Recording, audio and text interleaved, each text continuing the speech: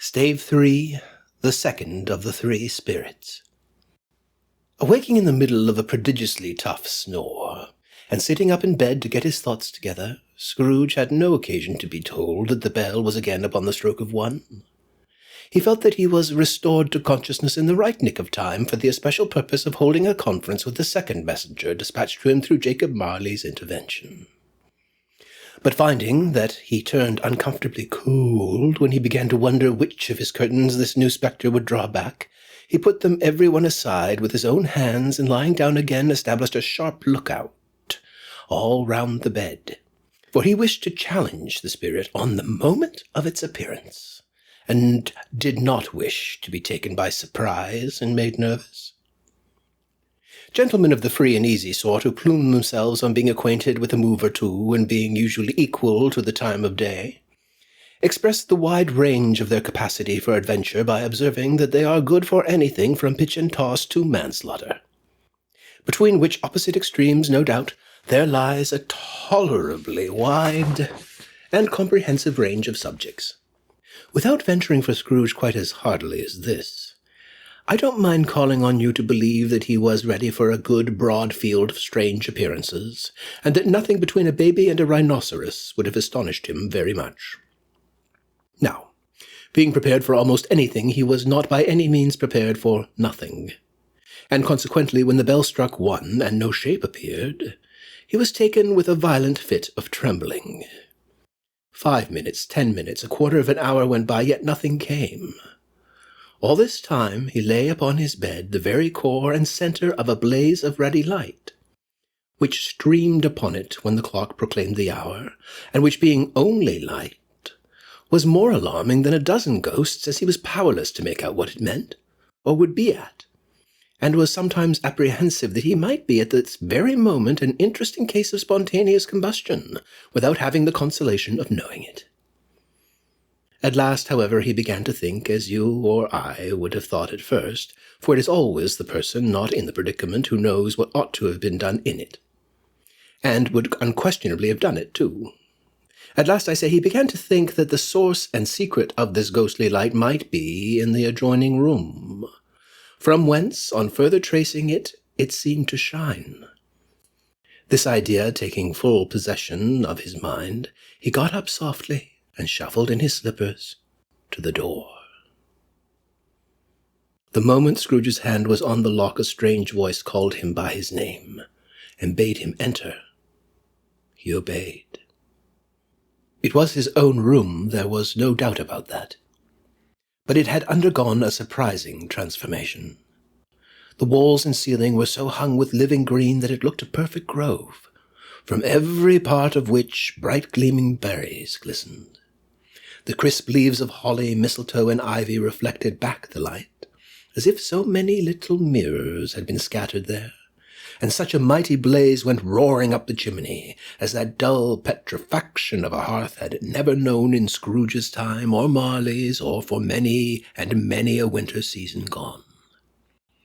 Heaped up upon the floor to form a kind of throne were turkeys, geese, game, poultry, brawn, great joints of meat, sucking pigs, long wreaths of sausages, mince pies, plum puddings, barrels of oysters, red-hot chestnuts, cherry-cheeked apples, juicy oranges, luscious pears, immense twelfth cakes, and seething bowls of punch that made the chamber dim with their delicious steam.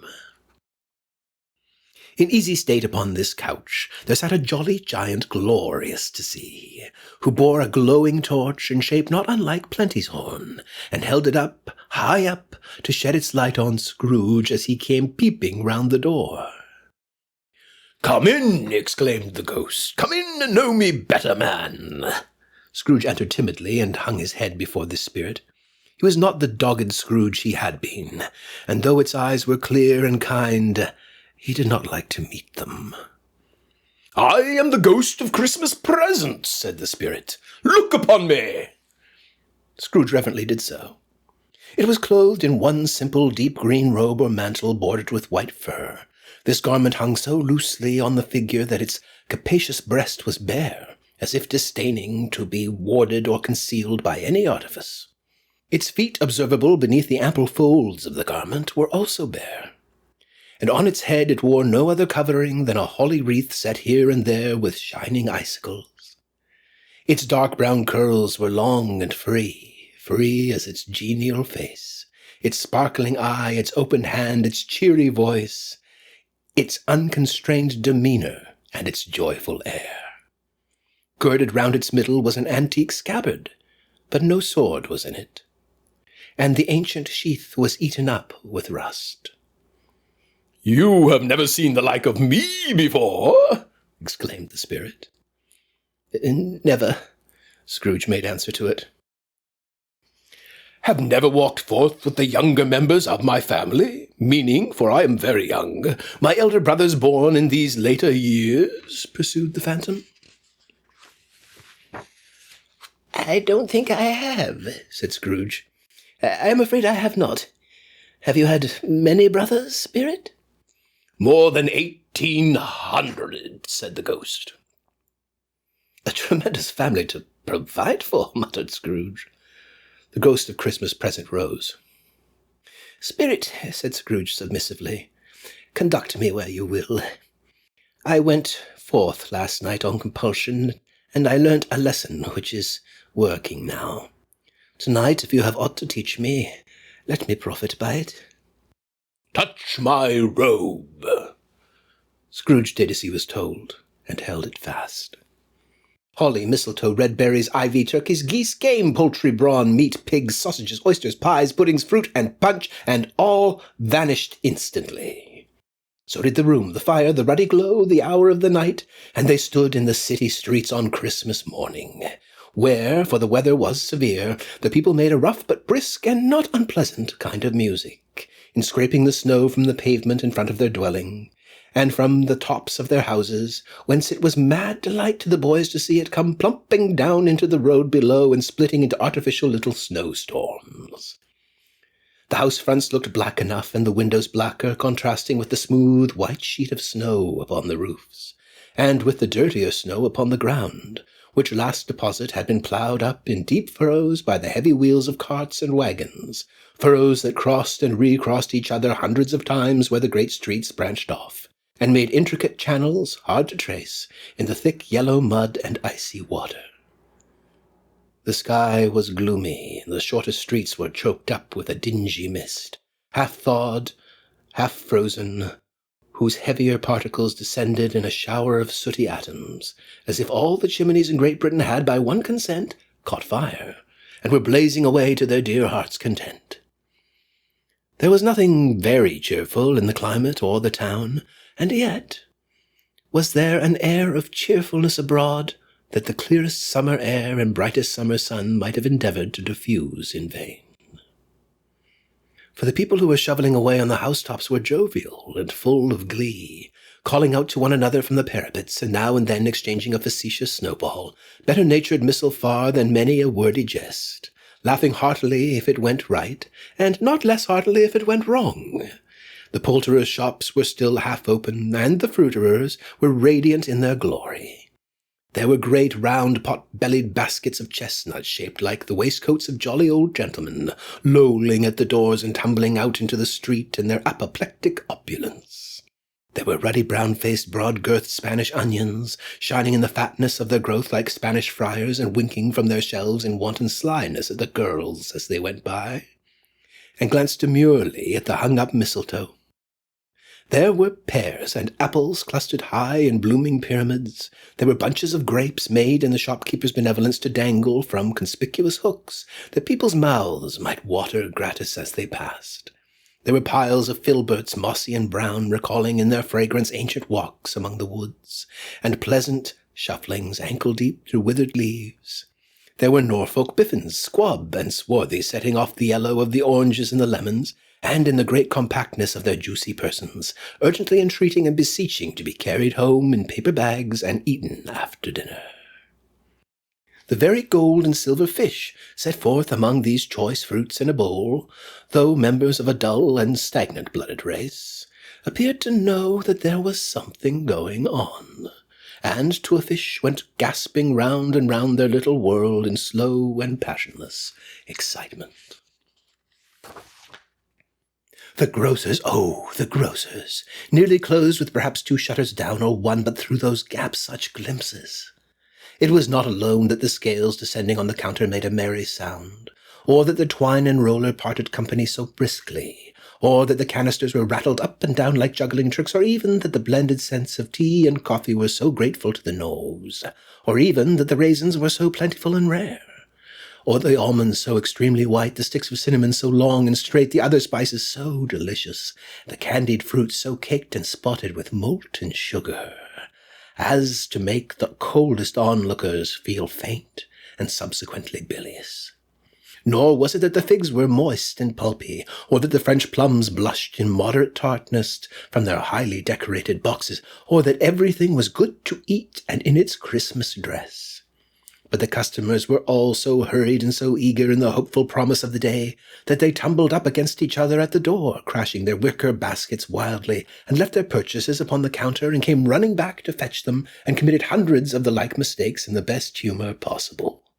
While the grocer and his people were so frank and fresh that the polished hearts with which they fastened their aprons behind might have been their own, worn outside for general inspection, and for Christmas daws to peck at if they chose. But soon the steeples called good people all to church and chapel, and away they came, flocking through the streets in their best clothes and their gayest faces. And at the same time there emerged from scores of by-streets, lanes, and nameless turnings, innumerable people carrying their dinners to the bakers' shops. The sight of these poor revellers appeared to interest the spirit very much, for he stood with Scrooge beside him in the baker's doorway, and taking off the covers as their bearers passed, sprinkled incense on their dinners from his torch.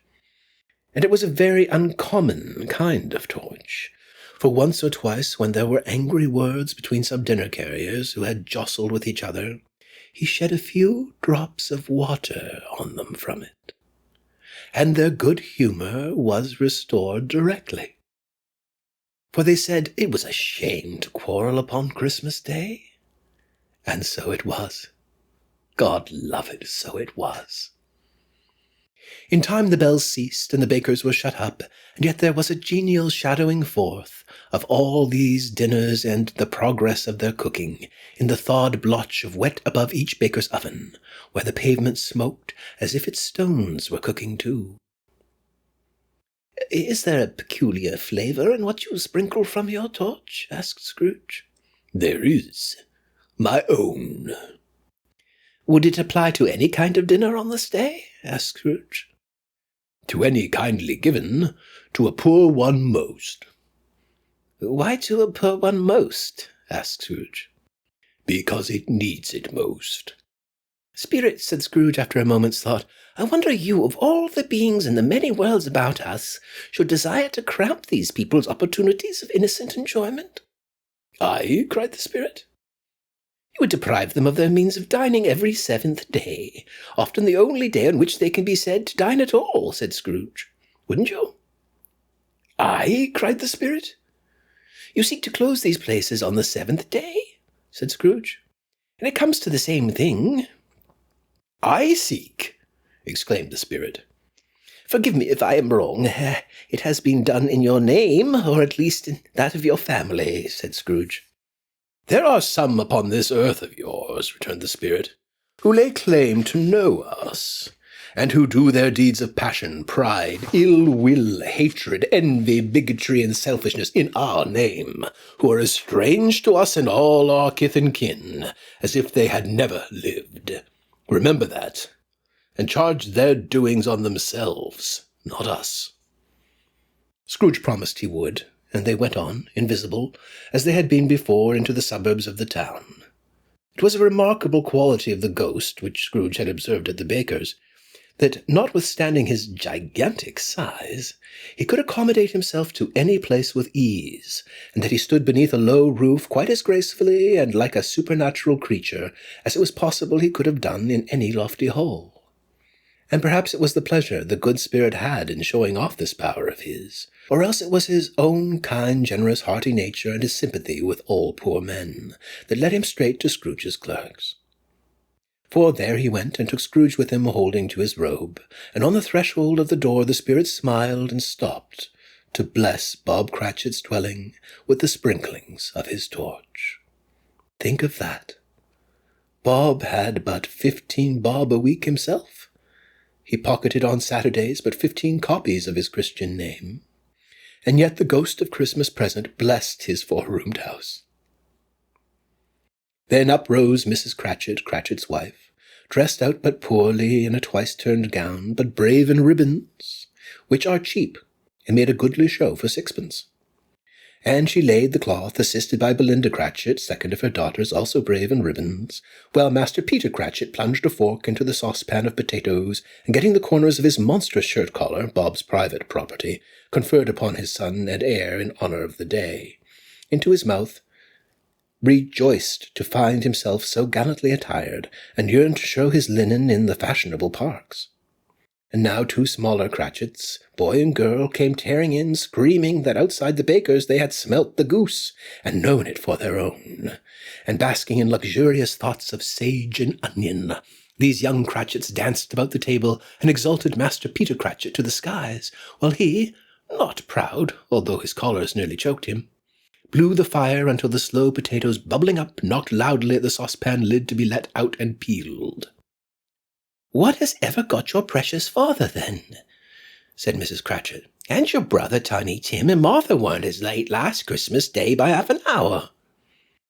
"Here's Martha, mother," said a girl, appearing as she spoke. "Here's Martha, mother," cried the 2 young Cratchits. "Hurrah! There's such a goose, Martha." "Why, bless your heart alive, my dear, how late you are," said Mrs. Cratchit, kissing her a dozen times and taking off her shawl and bonnet for her with officious zeal. "We'd a deal of work to finish up last night," replied the girl, "and had to clear away this morning, mother." "Well, never mind so long as you're come," said Mrs. Cratchit. "Sit ye down before the fire, my dear, and have a warm. Lord bless ye." "No, no, there's father coming," cried the 2 young Cratchits, who were everywhere at once. "Hide, Martha, hide!" So Martha hid herself, and in came little Bob, the father, with at least 3 feet of comforter exclusive of the fringe hanging down before him, and his threadbare clothes darned up and brushed to look seasonable, and Tiny Tim upon his shoulder. Alas for Tiny Tim, he bore a little crutch, and had his limbs supported by an iron frame. "Why, where's our Martha?" cried Bob Cratchit, looking around. "Oh, not coming," said Mrs. Cratchit. "Not coming?" said Bob, with a sudden declension in his high spirits, for he had been Tim's blood horse all the way from church, and had come home rampant. "Not coming upon Christmas Day?" Martha didn't like to see him disappointed, if it were only in joke, so she came out prematurely from behind the closet door, and ran into his arms while the 2 young Cratchits hustled Tiny Tim and bore him off to the wash-house, that he might hear the pudding singing in the copper. "And how did little Tim behave?" asked Mrs. Cratchit, when she had rallied Bob on his credulity, and Bob had hugged his daughter to his heart's content. "As good as gold," said Bob, "and better. Somehow he gets thoughtful, sitting by himself so much, and he thinks the strangest things you ever heard. He told me, coming home, that he hoped the people saw him in the church because he was a cripple, and it might be pleasant to them to remember upon Christmas Day who made lame beggars walk and blind men see." Bob's voice was tremulous when he told them this, and trembled more when he said that Tiny Tim was growing strong and hearty. His active little crutch was heard upon the floor, and back came Tiny Tim, before another word was spoken, escorted by his brother and sister to his stool beside the fire. And while Bob, turning up his cuffs, as if, poor fellow, they were capable of being made more shabby, compounded some hot mixture in a jug with gin and lemons, and stirred it round and put it on the hob to simmer. Master Peter and the 2 ubiquitous young Cratchits went to fetch the goose, with which they soon returned in high procession. Such a bustle ensued that you might have thought a goose the rarest of all birds, a feathered phenomenon, to which a black swan was a matter of course, and in truth it was something very like in that house. Mrs. Cratchit made the gravy ready beforehand in a little saucepan. Hissing hot, Master Peter mashed the potatoes with incredible vigour. Miss Belinda sweetened up the applesauce, Martha dusted the hot plates, Bob took Tiny Tim beside him in a corner at the table, the 2 young Cratchits set chairs for everybody, not forgetting themselves, and mounting guard upon their posts crammed spoons into their mouths, lest they should shriek for goose before their turn came to be helped. At last The dishes were set on, and grace was said. It was succeeded by a breathless pause as Mrs. Cratchit, looking slowly all along the carving knife, prepared to plunge it in the breast. And when she did, and when the long-expected gush of stuffing issued forth, one murmur of delight arose all round the board, and even Tiny Tim, excited by the two young Cratchits, beat on the table with the handle of his knife, feebly crying, "Hurrah!" There never was such a goose. Bob said he didn't believe there ever was such a goose cooked. Its tenderness, its flavour, size, and cheapness were all the themes of universal admiration. Eked out by the applesauce and mashed potatoes, it was a sufficient dinner for the whole family. Indeed, as Mrs. Cratchit said with great delight, surveying one small atom of a bone upon the dish, they hadn't ate it all at last. Yet everyone had had enough, and the youngest Cratchits in particular were steeped in sage and onion to the eyebrows. But now, the plates being changed by Miss Belinda, Mrs. Cratchit left the room alone, too nervous to bear witnesses, to take the pudding up and bring it in. Suppose it should not be done enough? Suppose it should break in turning out? Suppose somebody should have got over the wall of the backyard and stolen it, while they were merry with the goose? A supposition at which the two young Cratchits became livid. All sorts of horrors were supposed. Hallo! A great deal of steam. The pudding was out of the copper. A smell like a washing day. That was the cloth. A smell like an eating-house and a pastry-cook's next door to each other, with a laundress's next door to that. That was the pudding. In half a minute Mrs. Cratchit entered, flushed but smiling proudly, with the pudding, like a speckled cannonball, so hard and firm, blazing in half a quartern of ignited brandy, and bedight with Christmas holly stuck in the top. Oh, a wonderful pudding! Bob Cratchit said, and calmly too, that he regarded it as the greatest success achieved by Mrs. Cratchit since their marriage. Mrs. Cratchit said that now the weight was off her mind, she would confess she had her doubts about the quantity of flour. Everybody had something to say about it, but nobody said or thought it was at all a small pudding for a large family. It would have been flat heresy to do so. Any Cratchit would have blushed to hint at such a thing. At last the dinner was all done, the cloth was cleared, the hearth swept, and the fire made up. The compound in the jug being tasted and considered perfect. Apples and oranges were put upon the table, and a shovelful of chestnuts on the fire. Then all the Cratchit family drew round the hearth, in what Bob Cratchit called a circle, meaning a half of one. And at Bob Cratchit's elbow stood the family display of glass, 2 tumblers, and a custard cup without a handle. These held the hot stuff from the jug, however, as well as golden goblets would have done, and Bob served it out with beaming looks, while the chestnuts on the fire sputtered and crackled noisily.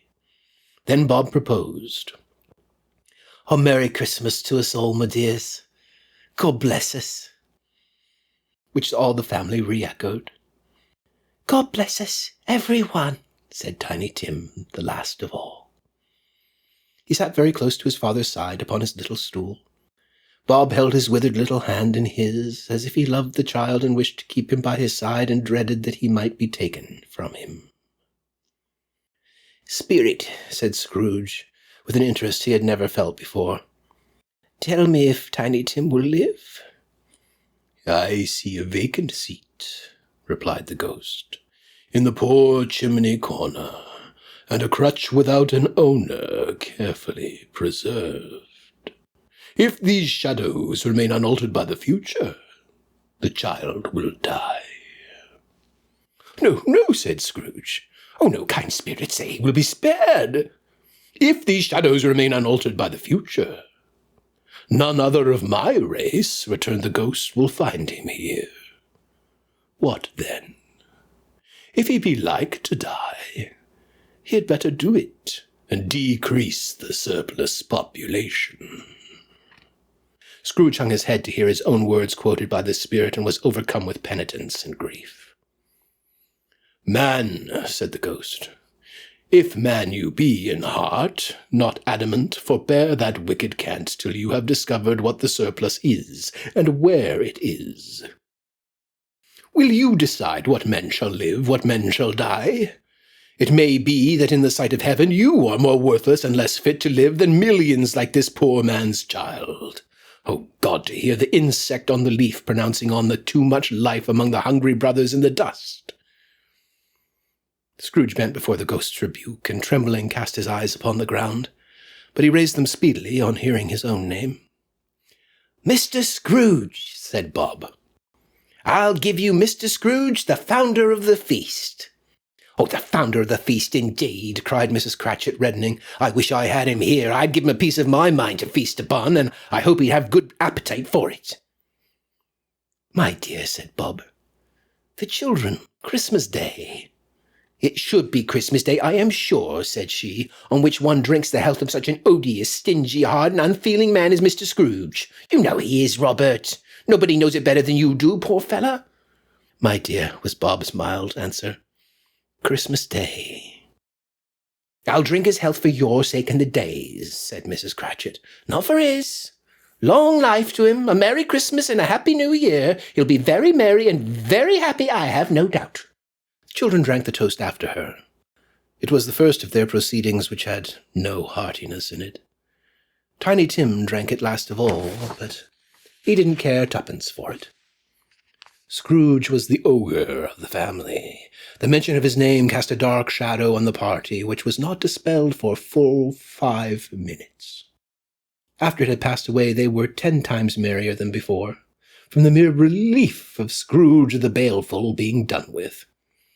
Bob Cratchit told them how he had a situation in his eye for Master Peter, which would bring in, if obtained, full 5 and 6 weekly.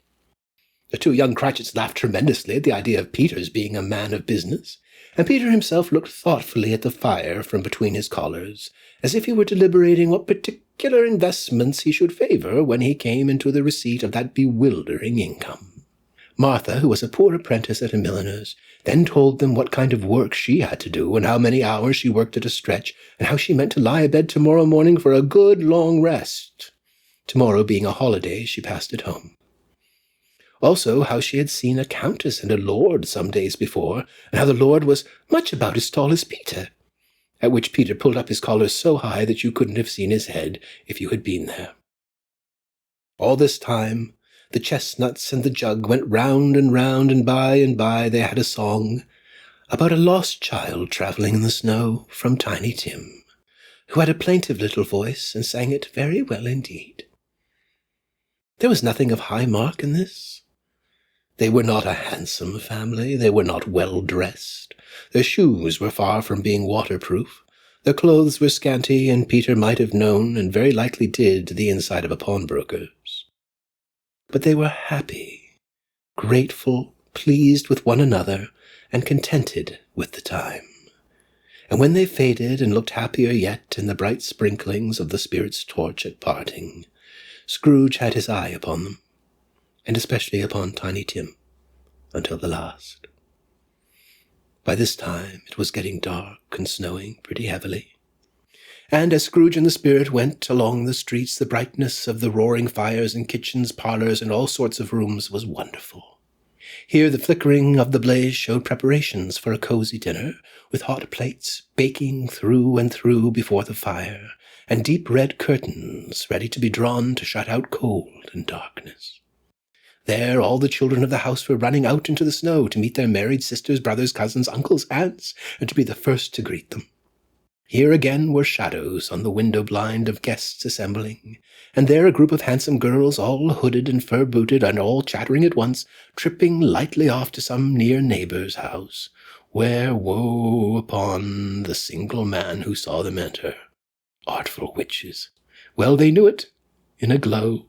But if you had judged from the numbers of people on their way to friendly gatherings, you might have thought that no one was at home to give them welcome when they got there, instead of every house expecting company and piling up its fires half chimney high.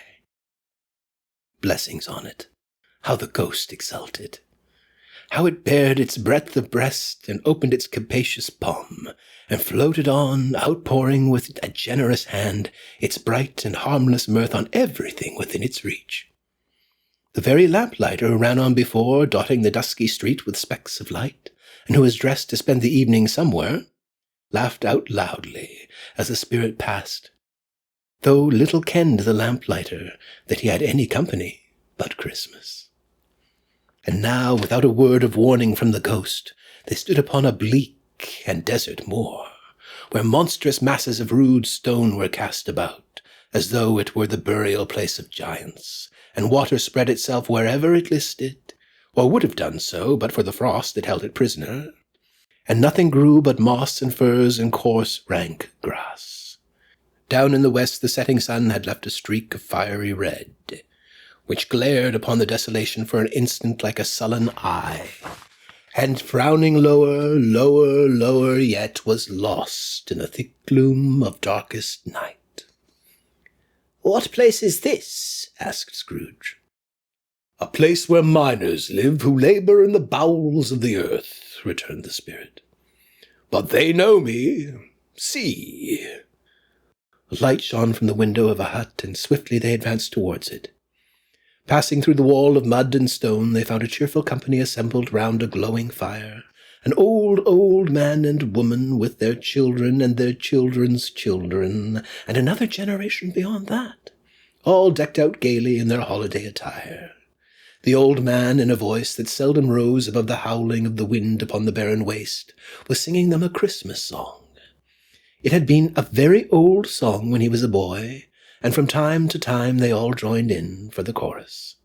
So surely as they raised their voices, the old man got quite blithe and loud, and so surely as they stopped, his vigour sank again.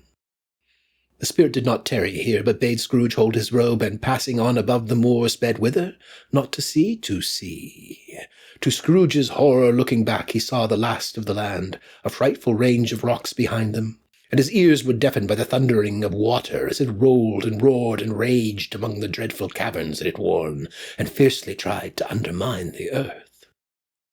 Built upon a dismal reef of sunken rock some league or so from shore, on which the waters chafed and dashed the wild year through, there stood a solitary lighthouse. Great heaps of seaweed clung to its base, and storm birds, born of the wind one might suppose as seaweed of the water, rose and fell about it, like the waves they skimmed. But even here, two men who watched the light and made a fire, that through the loophole in the thick stone wall shed out a ray of brightness on the awful sea. Joining their horny hands over the rough table at which they sat, they wished each other Merry Christmas in their can of grog. And one of them, the elder, too, with his face all damaged and scarred with hard weather, as the figurehead of an old ship might be, struck up a sturdy song that was like a gale in itself. Again the ghost sped on above the black and heaving sea, on, until, being far away, as he told Scrooge, from any shore, they lighted on a ship. They stood beside the helmsman at the wheel, the lookout in the bow, the officers who had the watch, dark ghostly figures in their several stations, but every man among them hummed a Christmas tune, or had a Christmas thought, or spoke below his breath to his companion of some bygone Christmas day, with homeward hopes belonging to it. And every man on board, waking or sleeping, good or bad, had had a kinder word for another on that day than on any day in the year, and had shared to some extent in its festivities, and had remembered those he cared for at a distance, and had known that they delighted to remember him. It was a great surprise to Scrooge, while listening to the moaning of the wind and thinking what a solemn thing it was to move on through the lonely darkness over an unknown abyss whose depths were secrets as profound as death. It was a great surprise to Scrooge, while thus engaged, to hear a hearty laugh. It was a much greater surprise to Scrooge to recognize it as his own nephew's, and to find himself in a bright, dry, gleaming room with the spirit standing smiling by his side, and looking at that same nephew with approving affability. "Ha, ha!" laughed Scrooge's nephew. "Ha, ha, ha! If you should happen by any unlikely chance to know a man more blessed in a laugh than Scrooge's nephew, all I can say is I should like to know him too. Introduce him to me, and I'll cultivate his acquaintance. It is a fair, even-handed, noble adjustment of things that while there is infection in disease and sorrow, there is nothing in the world so irresistibly contagious as laughter and good humour. When Scrooge's nephew laughed in this way, holding his sides, rolling his head, and twisting his face into the most extravagant contortions, Scrooge's niece, by marriage, laughed as heartily as he, and their assembled friends, being not a bit behindhand, roared out lustily, "He said that Christmas was a humbug, as I live," cried Scrooge's nephew. "He believed it, too." "Oh, more shame for him, Fred," said Scrooge's niece indignantly. "Bless those women, they never do anything by halves. They are always in earnest. She was very pretty, exceedingly pretty, with a dimpled, surprised look, capital face, a ripe little mouth that seemed made to be kissed, and no doubt it was, all kinds of good little dots about her chin that melted into one another when she laughed, and the sunniest pair of eyes you ever saw in any little creature's head. Altogether she was what you would have called provoking, you know, but satisfactory, too. Oh, perfectly satisfactory." "He's a comical old fellow," said Scrooge's nephew. "That's the truth. And not so pleasant as he might be. However, his offences carry their own punishment, and I've nothing to say against him." "Oh, I'm sure he is very rich, Fred," hinted Scrooge's niece. "At least you always tell me so." "What of that, my dear?" said Scrooge's nephew. "His wealth is of no use to him. He don't do any good with it. He don't make himself comfortable with it. He hasn't the satisfaction of thinking that he's ever going to benefit us with it."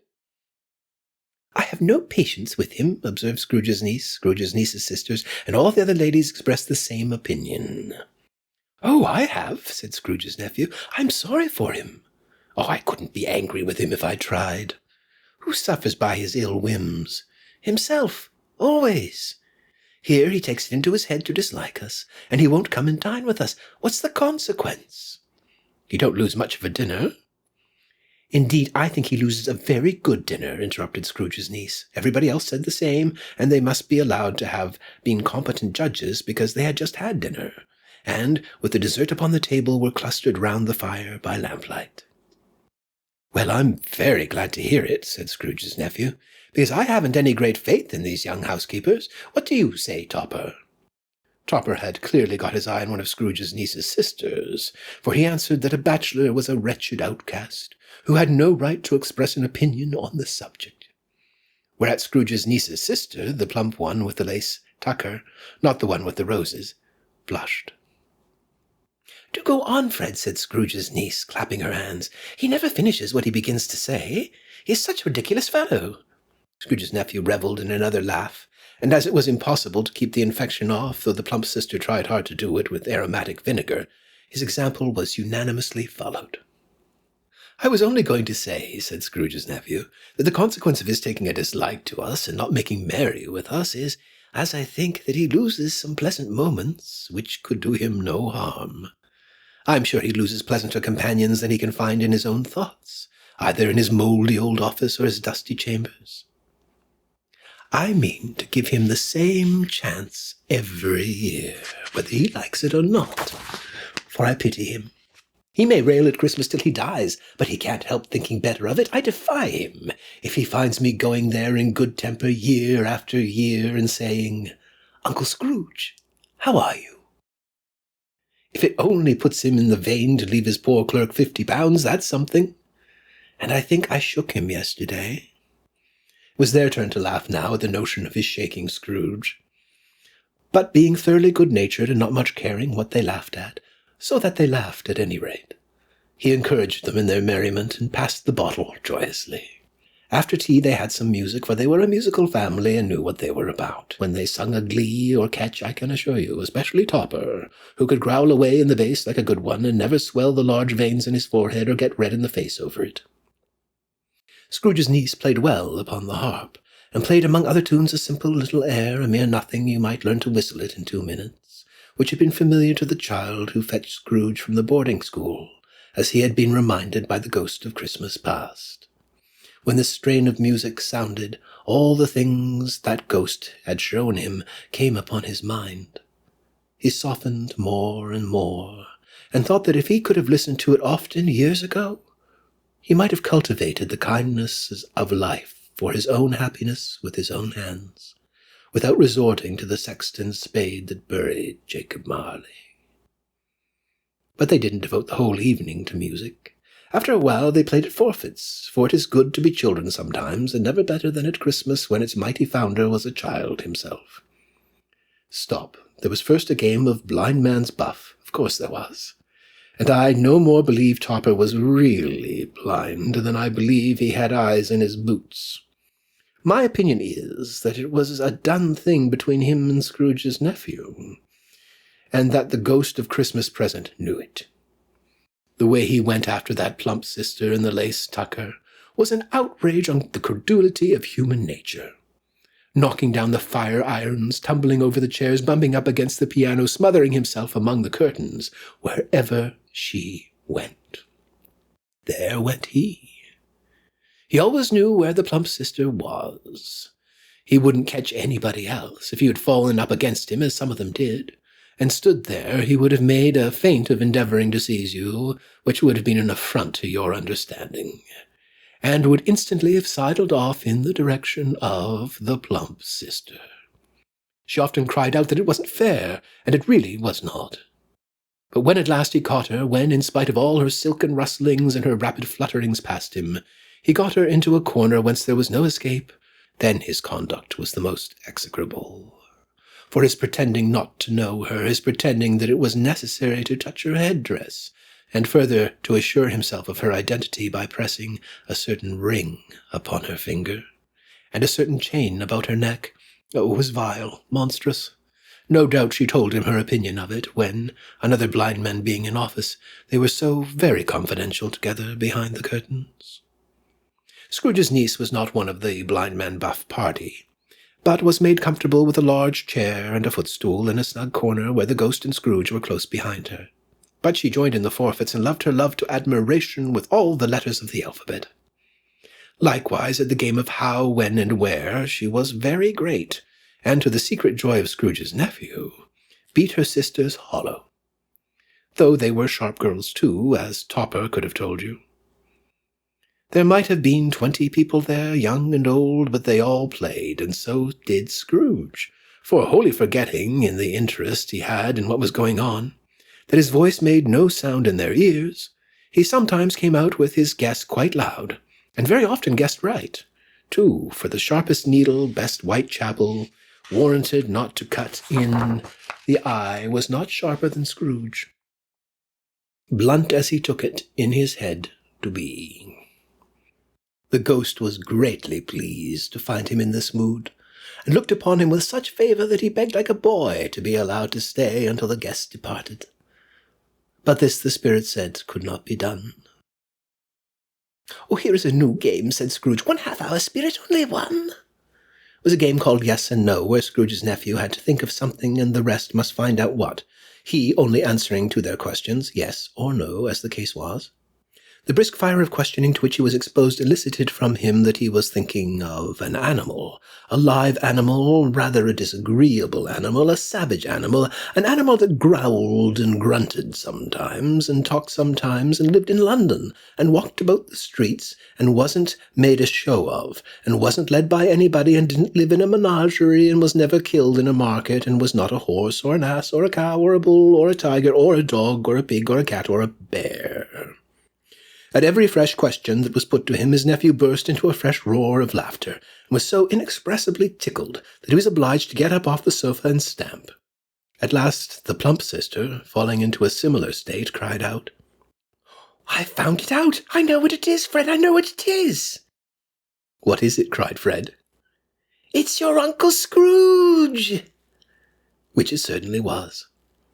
Admiration was the universal sentiment, though some objected to the reply to "Is it a bear?" Ought to have been yes, inasmuch as an answer in the negative was sufficient to have diverted their thoughts from Mr. Scrooge, supposing they had ever had any tendency that way. "He has given us plenty of merriment, I am sure," said Fred, and it would be ungrateful not to drink his health. Here is a glass of mulled wine ready to our hand at the moment, and I say, Uncle Scrooge!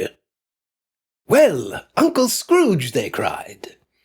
A Merry Christmas and a Happy New Year to the old man, whatever he is, said Scrooge's nephew. He wouldn't take it from me, but may he have it nevertheless.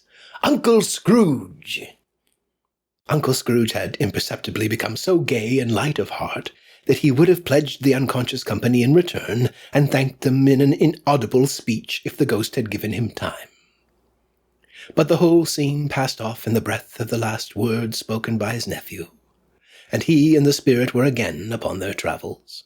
Much they saw and far they went, and many homes they visited, but always with a happy end. The spirit stood beside sick beds, and they were cheerful.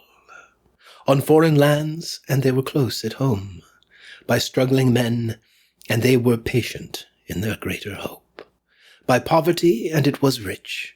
In almshouse, hospital, and jail, and misery's every refuge, where vain man in his little brief authority had not made fast the door and barred the spirit out, he left his blessing, and taught Scrooge his precepts. It was a long night, if it were only a night, but Scrooge had his doubts of this, because the Christmas holidays appeared to be condensed into the space of time they passed together. It was strange, too, that while Scrooge remained unaltered in his outward form, the ghost grew older, clearly older. Scrooge had observed this change, but never spoke of it, until they left a children's 12th night party, when, looking at the spirit as they stood together in an open place, he noticed that its hair was grey. "Are spirits' lives so short?" asked Scrooge. "My life upon this globe is very brief," replied the ghost. "It ends tonight." "Tonight!" cried Scrooge. "Tonight at midnight. Hark! The time is drawing near." The chimes were ringing the 11:15 at that moment. "Forgive me if I'm not justified in what I ask," said Scrooge, looking intently at the spirit's robe, "but I see something strange and not belonging to yourself protruding from your skirts. Is it a foot or claw?" "It might be a claw for the flesh there is upon it," was the spirit's sorrowful reply. "Look here." From the foldings of its robe it brought 2 children, wretched, abject, frightfully hideous, miserable. They knelt down at its feet and clung upon the outside of its garment. "Oh, man, look here! Look! Look! Down here!" exclaimed the ghost. They were a boy and a girl. Yellow, meagre, ragged, scowling wolfish, but prostrate, too, in their humility. Where graceful youth should have filled their features out and touched them with its freshest tints, a stale and shriveled hand, like that of age, had pinched and twisted them and pulled them into shreds. Where angels might have sat enthroned, devils lurked and glared out, menacing. No change, no degradation, no perversion of humanity in any grade through all the mysteries of wonderful creation, as monsters half so horrible and dread. Scrooge started back, appalled. Having them shown to him in this way, he tried to say they were fine children, but the words choked themselves, rather than be parties to a lie of such enormous magnitude. "Spirit, are they yours?" Scrooge could say no more. "They are man's," said the spirit, looking down upon them, "and they cling to me, appealing from their fathers. This boy is ignorance, this girl is want. Beware them both in all of their degree, but most of all, beware this boy. For on his brow I see that written which is doom, unless the writing be erased. Tonight," cried the spirit, stretching out its hand towards the city, "slander those who tell it ye, admit it for your factious purposes, and make it worse, and bide the end."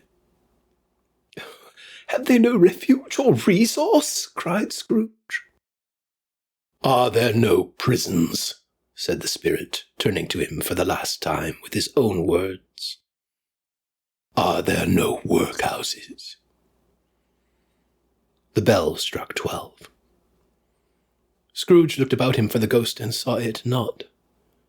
As the last stroke ceased to vibrate, he remembered the prediction of old Jacob Marley, and lifting up his eyes, beheld a solemn phantom, draped and hooded, coming like a mist along the ground towards him.